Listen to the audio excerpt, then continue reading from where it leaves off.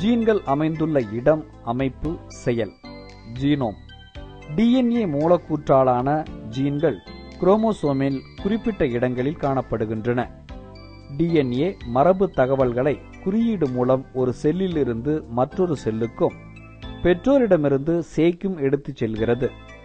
ஒரு குறிப்பிட்ட புரதச் சங்கிலியை குறிக்கும் டிஎன்ஏ மூலக்கூற்றின் பகுதி ஜீன் அல்லது சிஸ்ட்ரான் எனப்படுகிறது. ஜீன்களின் ஒரு முழு தொகுதி ஜீனோம் என்று அழைக்கப்படுகிறது. புரோகாரியோட்டுகளை விட யூகாரியோட்டுகளின் ஜீனோம்கள் மிகச் சிக்கலானவை. குறிப்பிட்ட சிற்றினத்தில் செல்களின் டிஎன்ஏ அளவு சி மதிப்பு என்று அழைக்கப்படுகிறது.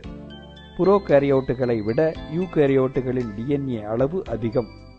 எஸ்செரிசியா கோலை எனும் பாக்டீரியாவின் ஹெப்ளாய்டு ஜீனோமில் 3.4x10⁶ கார மூல இணைப்புகள் காணப்படுகின்றன. மஸ் மஸ்குலஸ் என்ற எலியின் ஹெப்ளாய்டு ஜீனோமில் 2.7x10⁹ கார மூல இணைவுகள் காணப்படுகின்றன. ஏனெனில் யூகாரியோட்டுகளில் சில ஜீன் தொடர் வரிசைகள் மீண்டும் மீண்டும் காணப்படுகின்றன. ஆனால் புரோகாரியோட்டுகளில் இவ்வாறு காணப்படுவதில்லை.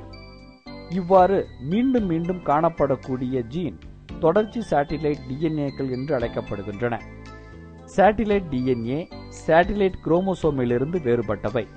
அனைத்து யூகாரியோட்டுகளும் சேட்டிலைட் டிஎன்ஏக்களை கொண்டிருக்கின்றன. அவை சிறிய நியூக்ளியோடைடு அடுக்குகளாக அமைந்துள்ளன. இவற்றின் நகல்கள் பல்லாயிரக்கணக்கில் காணப்படும். இவைகளின் பணிகள் இன்னும் அறியப்படவில்லை. எனவேதான் புரோகாரியோட் ஜீனோம்களை விட யூகாரியோட் ஜீனோம்கள் அதிக சிக்கலாக காணப்படுகின்றன.